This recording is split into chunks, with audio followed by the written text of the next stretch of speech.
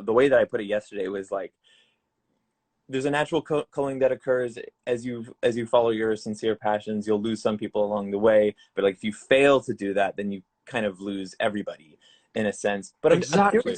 I'm curious about how that like applies to your work, because like your work is so varied. There's like it's like I know you segment these albums into these fractured pieces, but like I don't know if there's a it's like I feel about my own music like I commit really hard to a single idea and pursue it for like 3 years. Yeah. And you seem to be able to do that multiple times within the same year. Well, I don't know if it's as simple as that, but I would say that I guess I think about ideas as sort of like having their own orbit.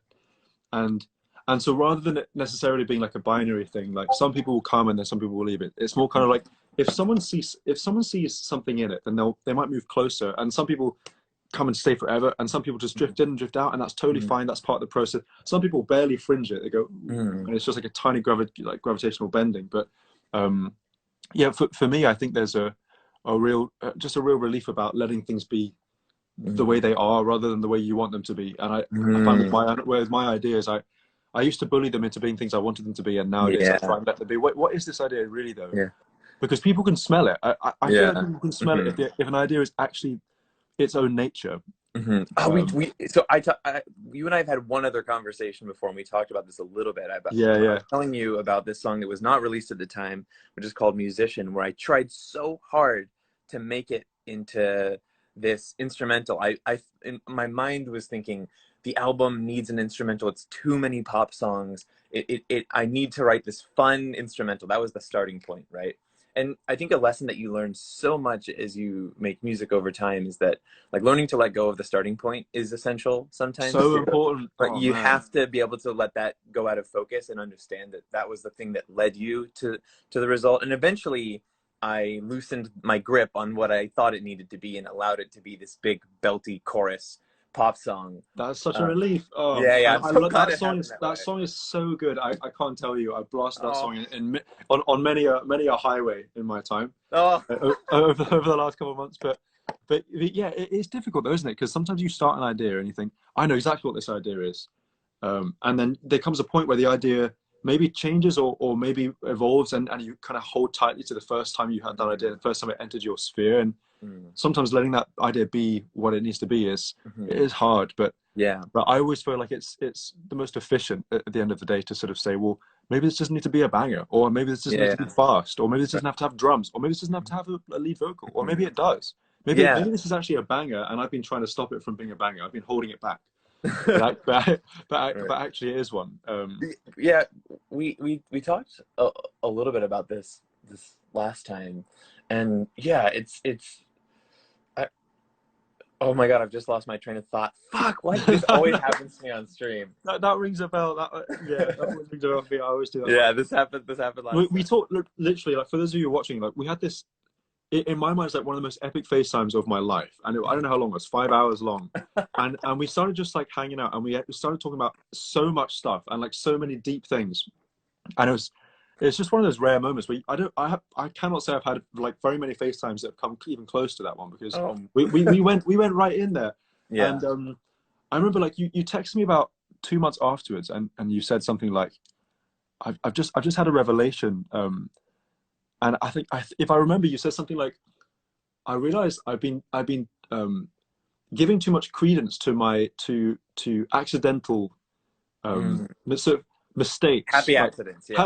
Yeah. So you've been giving too much credence to happy accidents, and you've realized that actually being really deliberate is good too. And it's so funny because I remember we spoke about that, and we were talking about how you make music and you always try and leave room for something to happen that takes you by surprise. You think, wait, that's it. Like, that's the thing I've been missing. So if it's like a creak in the floor, or like your chair falls over, or someone comes in, or you just find a random sample on a computer that's like something that's not musical, that you think, wait, it's my snare or whatever.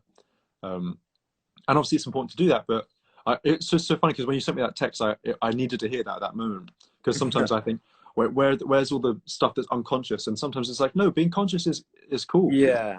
It's Yeah, been cool. Yeah, yeah, that was something that you mentioned to me. I was like, I think I was maybe beginning to overrate the significance of happy accidents and chaos in the process of making music, because it's it's not really a reflection of your abilities in some way, and yeah, I find yeah, that comforting, because I experience a lot of judgment when I'm working. But weirdly, like, to that point, I think what you're saying about letting a song be what it needs to be, or letting an idea be what it needs to be, something I find comforting in that same way, where it's a bit divorced from the ego, because it's like yeah, it ceases to be about you. It ceases to be about the thing you're making becoming a reflection of your own abilities or talents or anything, and it's just, it becomes this thing that you're stumbling on. But equally important, as you mentioned, are like the intentions. And I've been trying to stop myself recently while making music and go, like, wait, what do I really want to have happen here? Let me see if I can force something this time. yeah,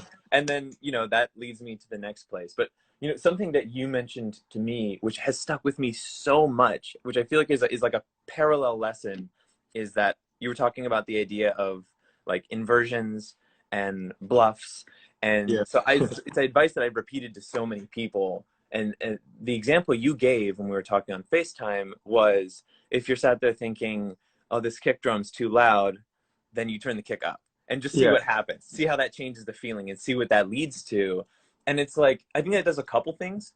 One, I think it takes you out of the perfectionism, because then you're really just fucking around and you're yeah, just experimenting, and you're just trying something, which I think is the yeah, best place to be in terms of mindset.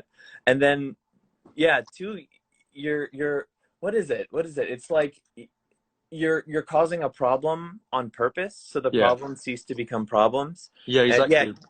you said something that was so interesting to me, which was about how, like, this idea of taking something and doing the opposite of the expected thing is like bluffs, where like the signal kind of weakens over time as you do Yeah, it more and more and more, and the further you extend it, the less effective it becomes. So it's like, is it the second bluff or the third bluff? yeah, yeah. The Yeah, the I carry metaphor that I with me a lot. that's so good to hear, and I do too. And the metaphor I like to use with the bluffing is like if you're playing soccer, right, and you're taking a penalty kick, and there's a keeper in the goal, and so there's this classic thing where it's like if I'm the shooter and I look left and then I shoot left, then Yeah. it's like level one sort of like, gotcha, I saw that coming. It's like, but if I'm the shooter and I look left, but actually I'm going to shoot right.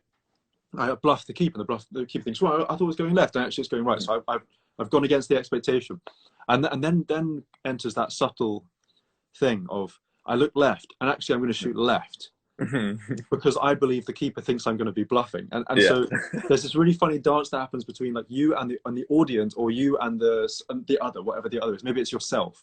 Yeah, yeah. Of like, how do I avoid the thing that I think I'm going to do? And it is like this weakening signal, a bit like the harmonic series where Hmm. every overtone is slightly quieter than the one Yeah. before and slightly closer together. But yeah, like if I look left and I actually end up shooting right because I triple bluffed, it's like I find this so interesting. Like, what's the difference between a level two and a level four bluff if they actually end up Yeah, with right. the same reaction? But I think with the Yeah. creative process, it's like, yeah, if every time I have an idea and I do the opposite thing, or every time I perceive a problem and rather than removing the problem, I lean into the problem and it becomes like an opportunity to change my mind or just to board, then Mhm. it can be fun. So you sort of bluff yourself and then you double bluff. It's like Yeah. kicks too loud, make the kick loud, or like there's not enough bass. It's just like Yeah. turn the bass down, like, or mute the bass, Oh, that's so interesting too. Like, taking elements out and seeing how that works. But Yeah, something that you said, that I'm going to see if I can say this in the way that I'm feeling it, about the difference between the second bluff and the fourth bluff. It really reminds me of like people's musical and cultural contexts, where like if you reference a certain musical sound or a musical idea in a kind of like ironic or referential way, yeah, it reads so differently than the source material that you're referencing. Or like, you know, yeah, like, it reminds me a little bit of this idea in like DJing of like a minimal drop, where you have like the yeah, world's biggest buildup and it drops into just a clicky kick drum and like one element, you know? yeah, And like the yeah, first 10 times you do that, it's incredibly exciting. and then it starts to lose its effect over time. But then suddenly, like, if I was watching like a super credible, like, noise techno DJ act who plays hyper noisy music all the time, and then they played like a big room EDM minimal drop track like that from 2010, I'd be like, whoa, this is really interesting and this is really cool. And like I think it has something to do with like these different levels of awareness, and like where you Yeah. slot an idea into that. I'm phrasing this clumsily, No, but no, like you're so right, because yeah, because these things do move culturally, you know. yeah, And I would even say musically, you know, if you cadence, if if every G chord leads to C, it's like, oh, G chords are really lead to C, and you start listening to that again and again, whether or not you're a musician, you get used to the idea that one thing leads to something else. mm. And then someone says, oh, I'm changing it up, like G chord's now going to go to like A flat or A flat minor or something. It's like, whoa. So then every time you arrive at like you think like, I've created momentum to go somewhere,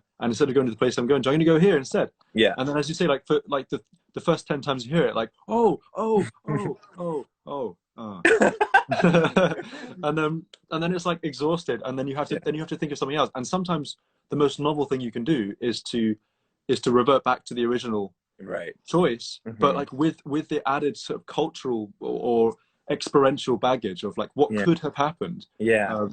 Or sometimes the most surprising thing you do is to go somewhere completely different, or sometimes it's to sort of half go back to the other thing, but with some other thing that's been born. So it's almost like a tree with like a trunk and then 2 branches and then like 4 branches and then 8 branches. Right. And each branch is like slightly smaller than the one before, but it carries like the DNA of the branch it came from. And I think music evolves like that in some ways, you know?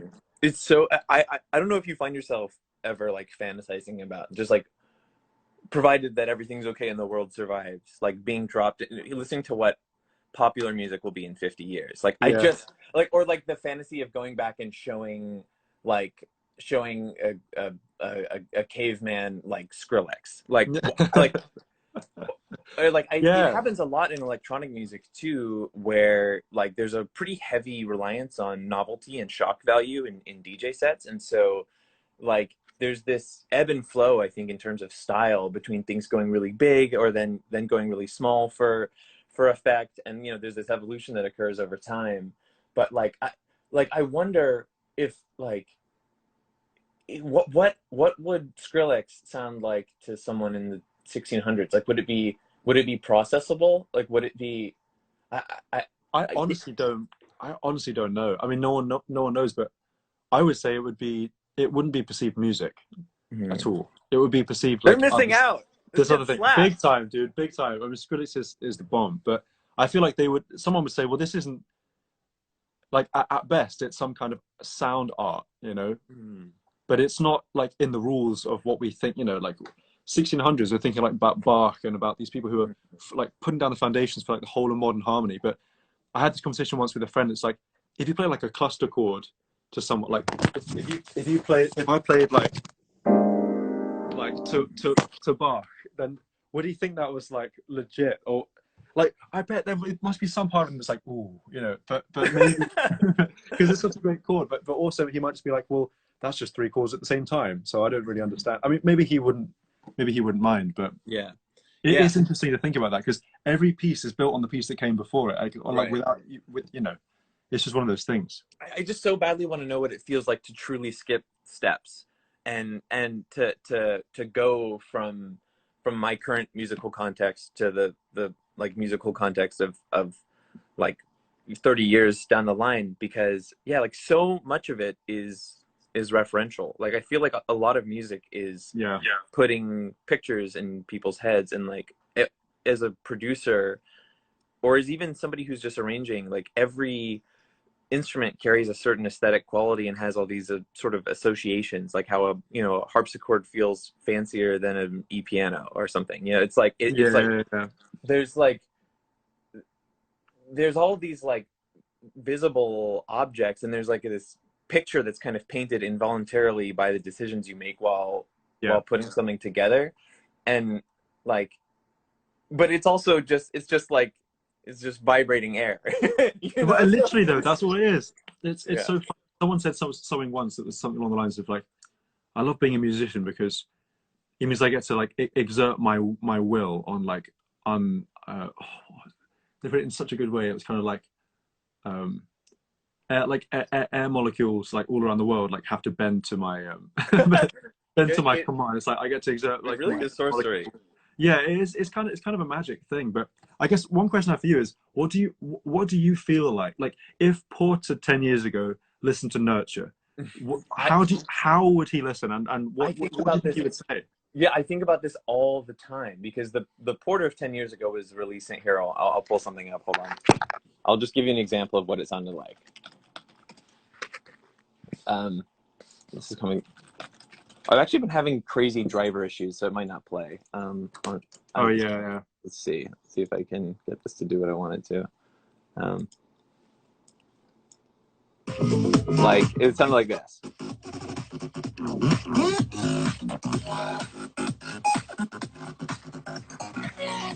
What is up, guys? Welcome to another Clash Royale video. Like, unfortunately, that's so great, man. Oh. Yeah. But it's like, actually, but is it funny about musical context though? Because I remember at that time, that particular sound with like 10 million bass sounds, I remember it feeling like punk to me. I remember it feeling like, well, dude, it was punk. Yeah, it was punk. And you kind of helped found that thing as well. Like you were a super important brick in that wall. Yeah. But obviously it's. But I feel like it's taken on a certain like YouTube context. But like, yeah, when I think about showing Nurture to the Porter of 10 years ago, I'm pretty sure he would have really loved it, but also some parts of it would have missed him completely. I think some of the ambient music would not have touched me at all. But I think, like, you know, I'm the same person, and that same Porter of 10 years ago, like the first song he ever loved was 1,000 Miles by Vanessa Carlton, and like was obsessed with Michelle Branch and Avril Lavigne. I like loved like pop rock. I love those beautiful F chord progressions. I always have. And so I think I would have been down, but I definitely would have wondered, like, career wise, how did I get there? Right. Like, how did this become acceptable for me to do? Yeah, exactly. I feel like I know as a musician, I feel like I can hear, and also having been a follower from the sidelines, I can hear the evolution. But it is amazing when you realize that the DNA is kind of similar, but the expression is different. And I don't know. I feel like Nurture is it's the most coherent thing I think you've ever made, and you've made it well. It's really a world. It's such a world, and you can get completely lost in it. And any song feels like it's in this space. It's like one unified you've cultivated for us. Listen, that's really hard to do, but you did it. Thank you. I remember wanting Nurture to all the songs on Nurture to feel like if there was like this is such a Jacob analogy, so forgive me. I'm mirroring you a little bit here, but it's like if you picture like a kind of complex object, and like you're shining a light on it from different angles. It's the same central thing, but it looks different based on how the light's hitting it.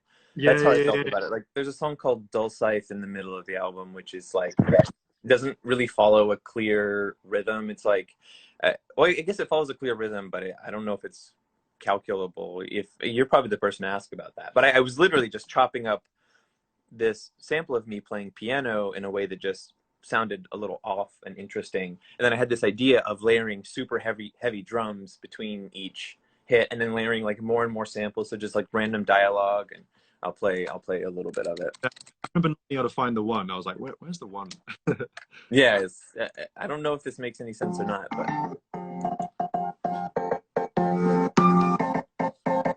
and now fast forward.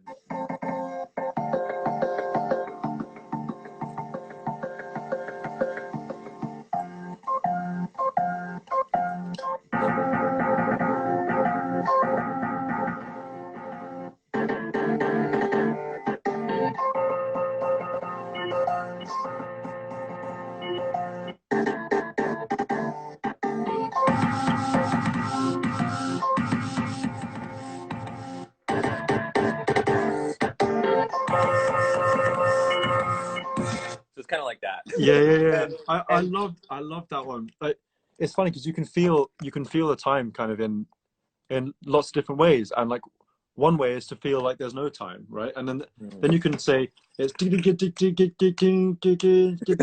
you like lock in, but then you lose that one and think, oh, it must be something else.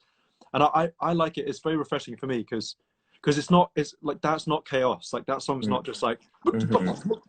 there is Yeah. some order, but it's like not quite enough order for me to see the shapes of it. So for Right. me, it's quite refreshing because half of my mind is like, and then the other half is like, and I really like I that. felt like the way to sort of bring all that together was like in the production. So like if the rhythm felt kind of like nonsense or something that couldn't be followed, but Mm. like the production was so big and Yeah, yeah, like everything is hitting in unison. So like when the kick hits, this vocal sample hits and the chord hits, like it's like an imprecise rhythm, but all of the elements follow it really precisely. That was the moment where I was like, it's not just going to feel like randomness. It's like if you took yeah, like a fully produced big like EDM song or something like that and made it so that the rhythms didn't make sense, but still produced it in a way that it felt like kind of kind of big. I don't know. And so this is a song for me that feels like it still lives in the world of Nurture because it's like really similar harmonies to the other songs, and it's like the same piano recordings that I was sampling from throughout, but like just I don't know, a little harder. Thank you for liking Nurture. That makes me so happy. Oh, dude, Yeah.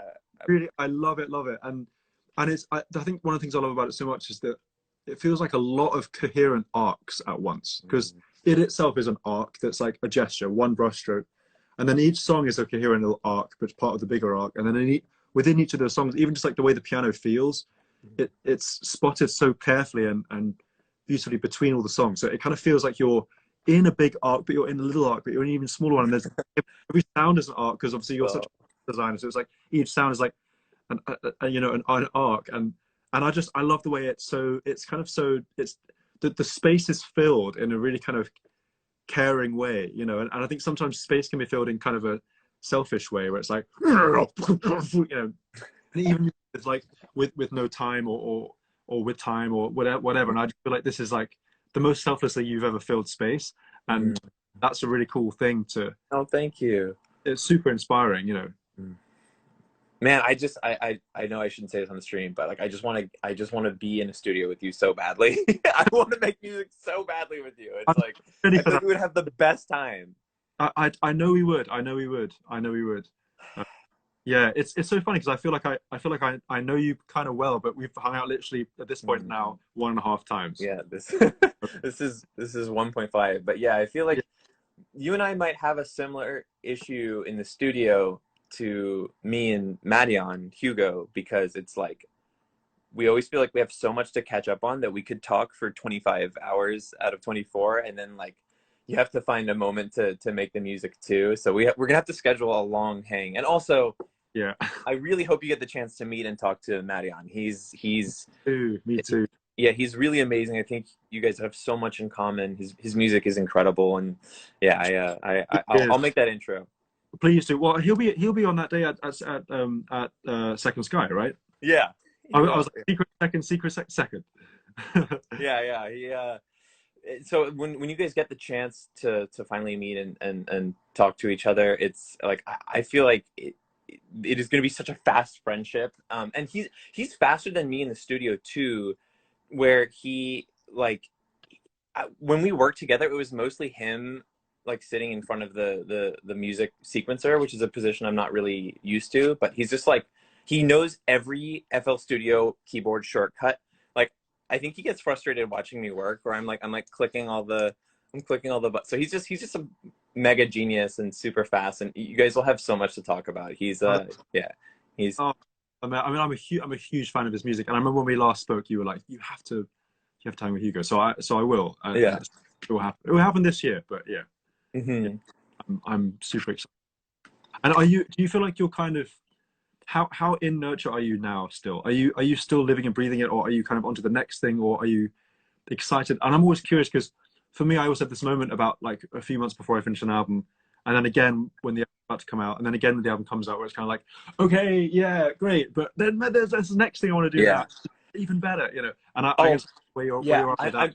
I'm But feeling like Nurture is so fully expressed. Like yeah, I got an extra year on it, and so like I got to live in the world of it a year longer than I thought I was going to get to, and so yeah, for me like I'm just like I'm just so ready for the next thing. Yeah, I am still excited about the idea of performing Nurture live so much, but the way I'm spending most of my days right now is like aggressively searching for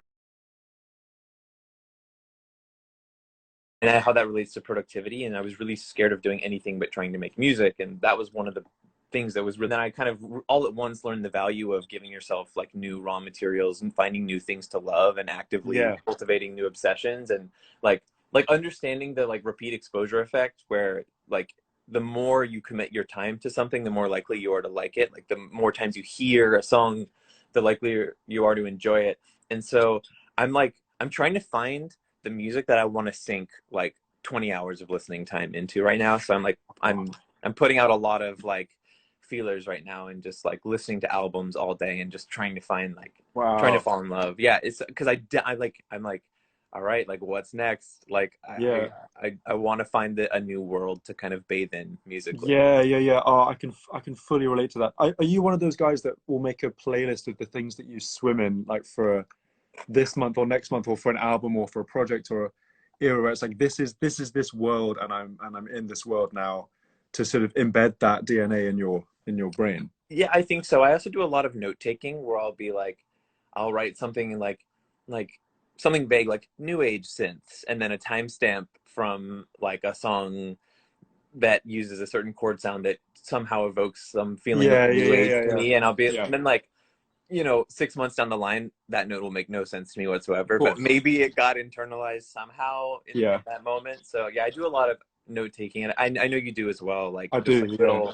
little reminders for yourself. And um but yeah, that's my new thing, and it's fun, like considering, like thinking about consuming, I hate this term, consuming media, but like listening to music, watching movies, as like productive. It's really great because I'm just like Yeah. finding new things to like all the time. And you know what? You know what's funny that I sometimes forget? It's like I've got this amazing room, which is like the room I learned to walk in as a 1 year old. It's like my ancient playroom, and it sounds really good in here. I've got like these Mhm. key monitors, and they sound wondrous. And I never think to, well, until recently, I've never thought to just listen to music in here. I would always come in here and be like, well, if I'm in here, I should probably be doing something, or I should probably be activating some ideas, or making some Mm. plans, or working on one of my hundreds of things I could be working on. So recently I've just been sitting here and listening to stuff in here, and Mhm. a good listening environment is super important to find. Yeah. I just feel like, you can get lost in people's sort of, in the things people make, very easily when you're traveling, or when you're on a train or on a plane or with friends. Mhm. But just like on your own listening to stuff, it's actually hard Mhm. to make time. But Yeah. yeah, yeah, Yeah. It's I don't know if you experience like listening to music in the same way, but the way that I relate to like other people's music is I like, actually Marion made this observation once, which is that he wants to, whatever artist album he last listened to, he wants to be them. And I really feel that too, where like if there's an yeah, artist who made something that I really admire, the best way for me to express like my love for it is to, like the only way for me to get closer to whatever that flame is of someone else's beautiful thing that they've created. Like I feel like I can't get close enough to it unless I like make something that gives me the same feeling. And it's yeah, it's funny because like sometimes making music is like trying to tickle yourself. Like I think that because the the final result comes on so gradually or yeah. something, or because you expect it, or because you're creating the thing, it's like I You think you the level of can't be the one to feel it. Yeah, yeah, yeah, not in the same way. So when you do feel it, it's the greatest feeling on earth. yeah. It really But is. like for me, that feeling of like listening to someone's music and feeling like they've constructed a world in their art so clearly and wanting to live there but not being able to really go there, that's something that drives me to make music, because I'm like, I can get closer to this flame by like re-expressing some part of this. I don't know if you No, relate to that. no, right. It's funny because I keep lists that ever change, and one of many lists I keep is kind of like, and I have different faculties, process of making music, but it's kind of like, who whose ears shall I listen to my song through now? Mm-hmm. I mean, and so like, what would like Phoebe Bridgers say? You know, Yeah.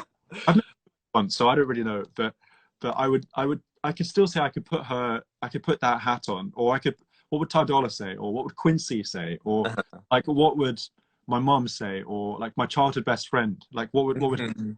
and sometimes it's literally as simple as just wearing that other hat, and you have all these ideas and all of this stuff. But I think a problem I have is sometimes I'm so kind of I listen with so much sort of active, I don't know if it's empathy is the right word, but sort of so much active kind of intake of the whole scenario that sometimes if I listen to something, I take in too much of that person's world, and then suddenly I feel like there's all these there's too much potential for me to even do anything, because there's everything they would do and everything I would do, and it's like I can make any moves here, but it's like, you're on my list of people. It's like how would I think of this through Porter's ears? You know what I mean? And I find it really helpful because it really clarifies things for me. It's kind of like, oh, I don't think he would say I need this, or he would be more playful, or he would have a lighter touch, or he would heavier touch, and it was all made up, obviously, because I don't know how you're hearing it, because you've never heard it, but I feel like, adopting those things, it's kind of good. And I used to blame myself about it. I used to think, oh, it's bad if you try and imitate other people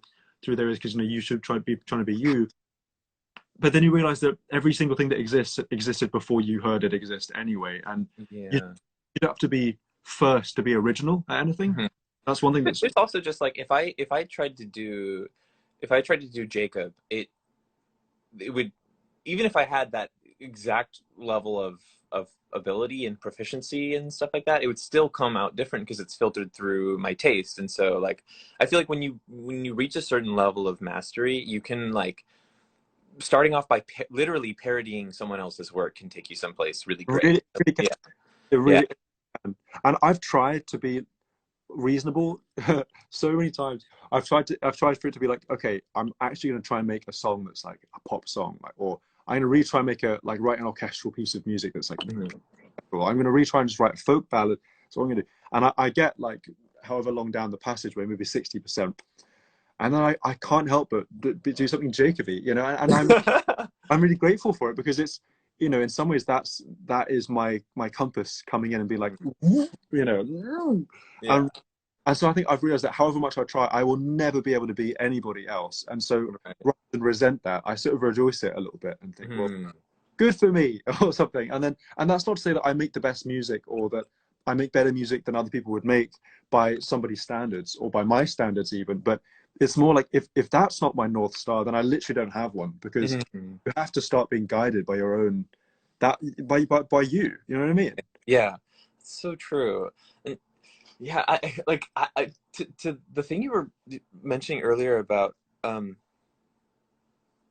like seeing your own work through other people's eyes. I don't know if you ever get this, but an observation that I think about a lot is, like, when you're on stage and someone's watching your show who hasn't seen it before, like if it's a family member or close friend or another musician, I completely watch the entire performance through their eyes, and I'm thinking of every song, like, oh, they're really gonna like this one, like, and then you sort of after the show, you're like, they mentioned something completely different to you that they liked, and it kind of shows how these caricatures that we have of people in our lives are like really, really incomplete.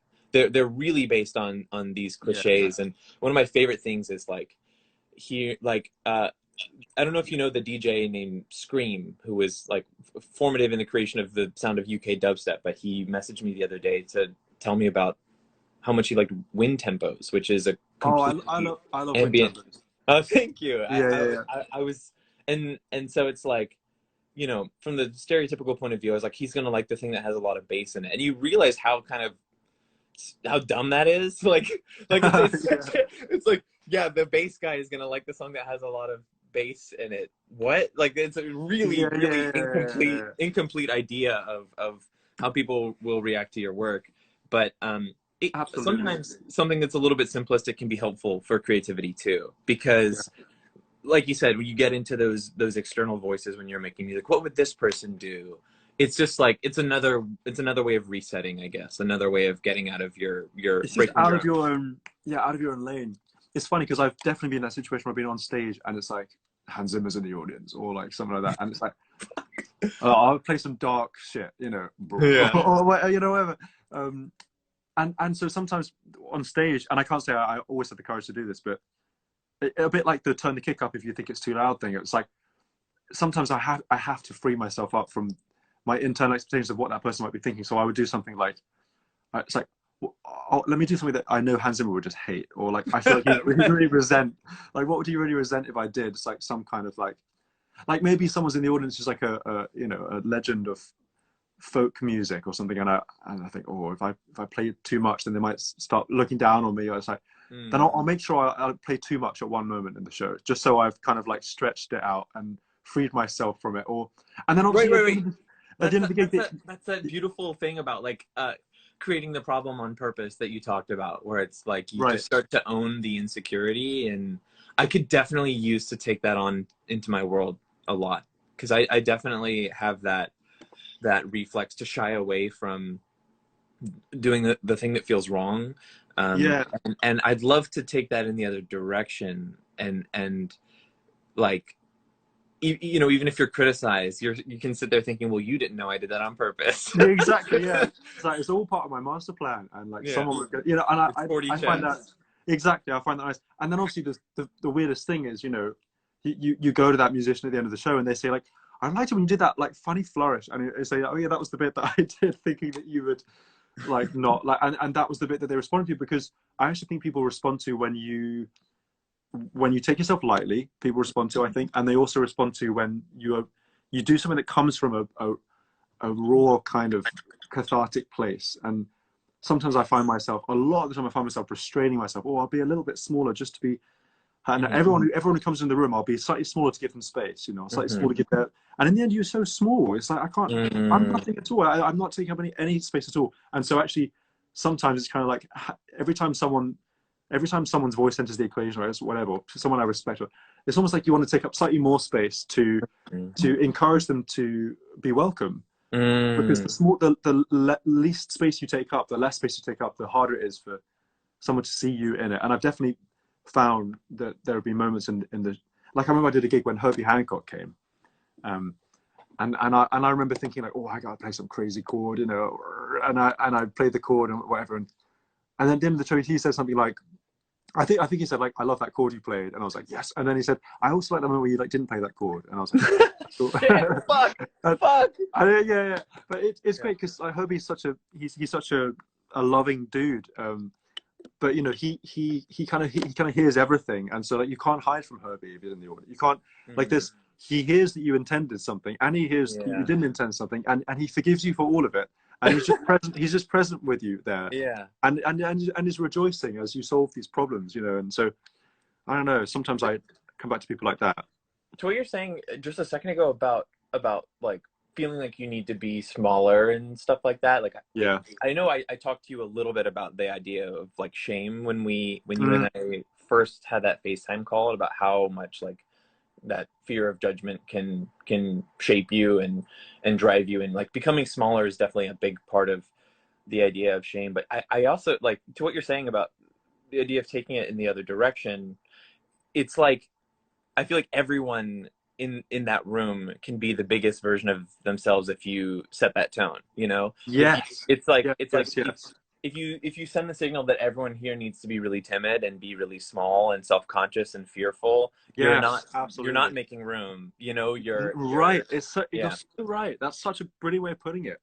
You're so right, because actually you making yourself smaller might feel considerate, but actually, as you say, you're not giving space for other people's lights to shine. And I was really thinking about this recently. I was thinking how, and you know, like you know the feeling of really shining, when you really shine, like and sometimes, you know, in our lives, a lot of the time, through school, through whatever, family stuff, through friends, relationships, you think, oh, I'm not going to shine brightly right now. I can't, I don't want to make you feel bad, or I don't want to make you feel whatever.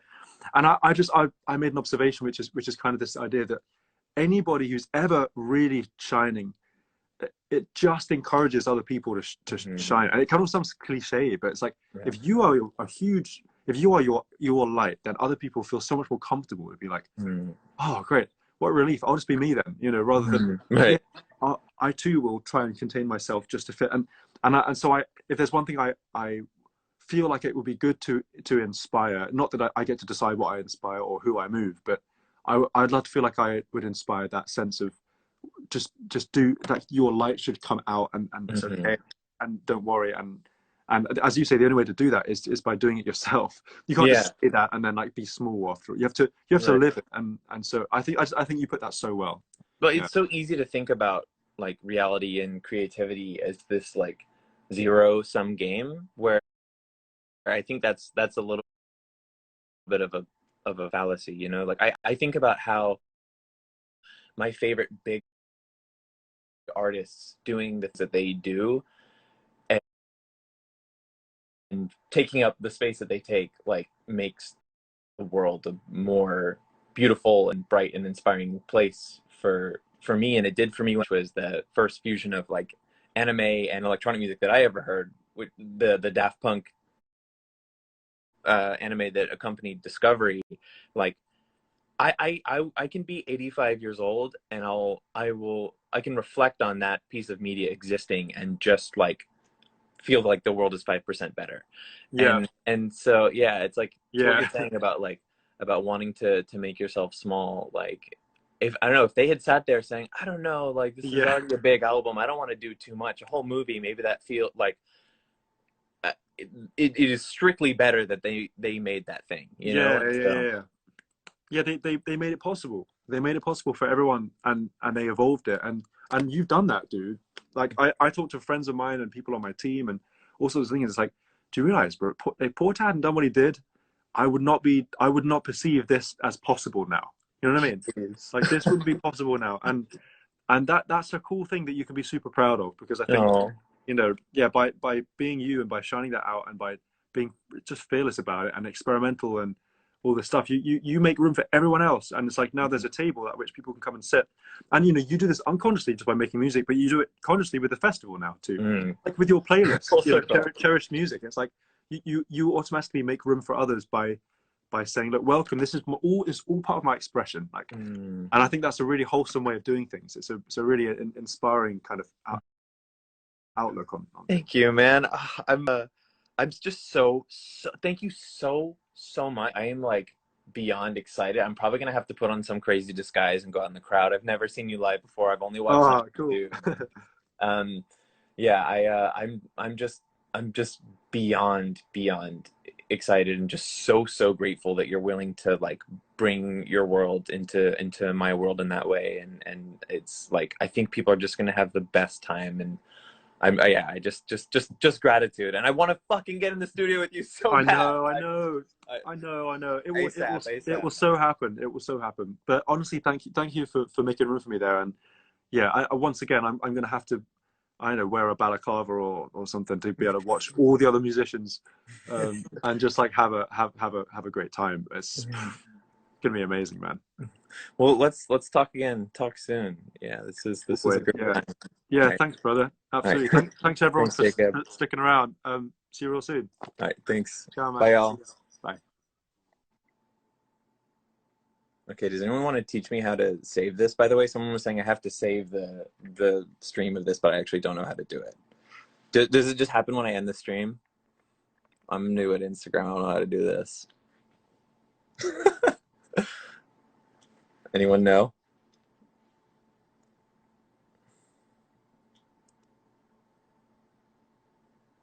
Oh my God. There's a delay.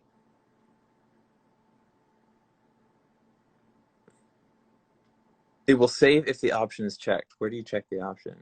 When you close it, it'll say you can save. Okay, thank you for the answers on that. All right. Thanks for watching, y'all. Take care. Yeah, I don't normally do this. Don't normally do Instagram lives, but make an exception for Jacob. All right. Take care, y'all.